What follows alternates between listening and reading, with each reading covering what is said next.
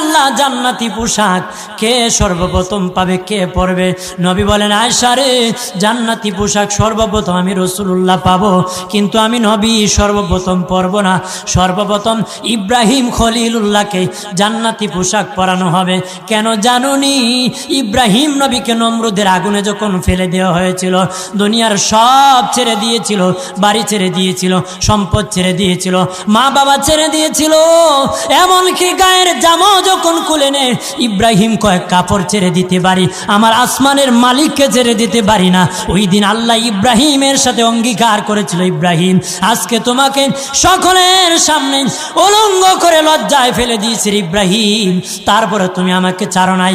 আমি কিয়ামতের দিন সকলের সামনে মুসলমান, বেঈমান, কাফের, নাস্তিক যারা তোমাকে উলঙ্গ করেছিল তাদের সামনে আমি আল্লাহ আনুষ্ঠানিকভাবে তোমাকে কাপড় পরায়া দিব।